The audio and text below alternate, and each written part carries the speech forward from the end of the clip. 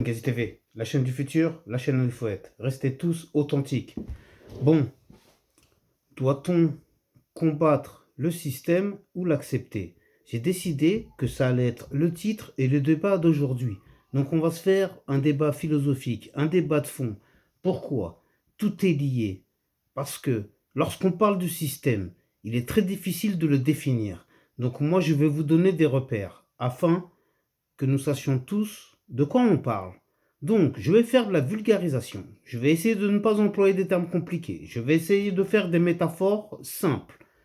Alors, faisons comme si nous étions à une épreuve du bac. Car ce que j'aime en philosophie, c'est tous les ans, euh, pour l'épreuve de philosophie, on nous donne un sujet. Donc, le sujet d'aujourd'hui, imaginons, on va dire que c'est celui-ci. C'est: doit-on combattre le système ou l'accepter?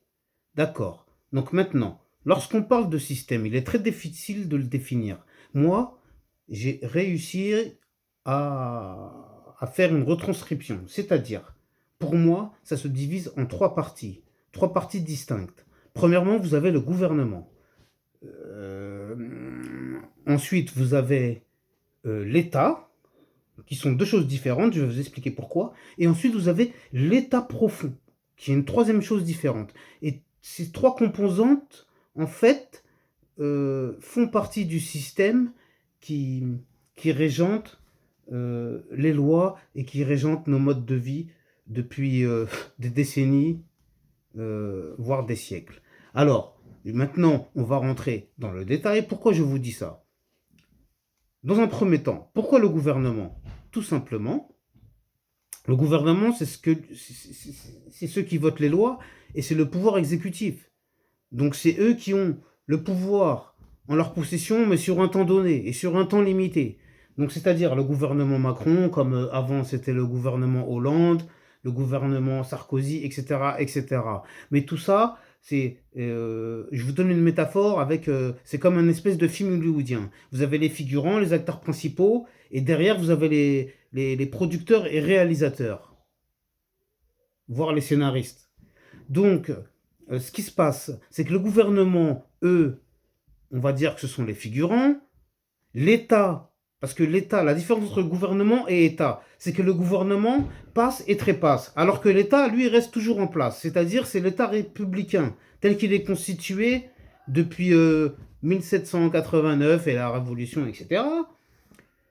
Et à partir de ce moment-là, les gouvernements passent et trépassent, comme je le disais à l'instant, alors que l'État lui-même, lui, reste en place, c'est-à-dire l'État républicain.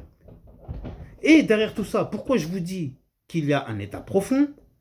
Parce que, quoi qu'il arrive, malgré l'État en lui-même, il y a l'État profond qui est composé, lui, des lobbies, des élites, des milliardaires, des groupuscules, etc. En veux-tu, en voilà.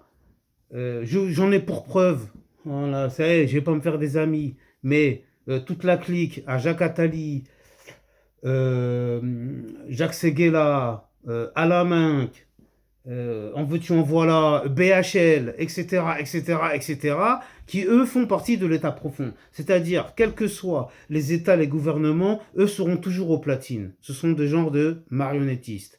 Bon, attention, avec toute proportion gardée, tout ça, ça reste au conditionnel. Ne commencez pas à essayer de m'attaquer, de me bloquer ma vidéo, de me dire... Bon, après, heureusement, on a peu d'abonnés, donc je ne suis pas pris au sérieux, donc peu de gens cherchent à m'attaquer, heureusement, Dieu merci. Mais en tout cas, je voulais faire un débat de fond à ce niveau-là pour vous expliquer pourquoi alors. Est-ce qu'on doit accepter le système ou est-ce qu'on doit le subir ou est-ce qu'on doit le combattre?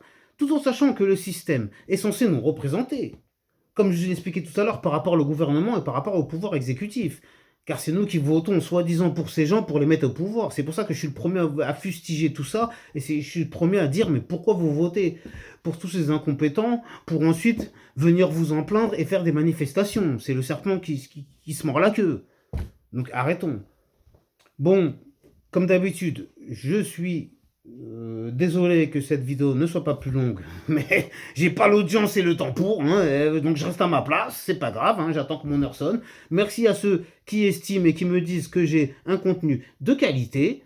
Qu'est-ce que vous attendez pour être 400, qu'on se fasse le live des 400 abonnés? Je ne sais pas, je me pose des questions, parce que tout le monde me dit, mais comment ça se fait que tu as aussi peu d'abonnés, ceci? Ben moi aussi, je me pose la question tous les jours, et je comprends pas. Vous voulez quoi? Vous voulez du contenu de daube? Bon bah... Heureusement que je tombe pas là-dedans, je suis une sorte de... Ok, je suis pas Max Lesguy de E égale M6, ou je ne suis pas Arte, ou quoi que ce soit d'autre, mais en tout cas, ici, c'est la chaîne du savoir. La preuve, je pense qu'aujourd'hui, vous avez appris quelque chose. Vous allez avoir un mindset supplémentaire. Ne vous inquiétez pas, on est là pour ça. C'est NKZ TV, la chaîne du futur, la chaîne où il faut être.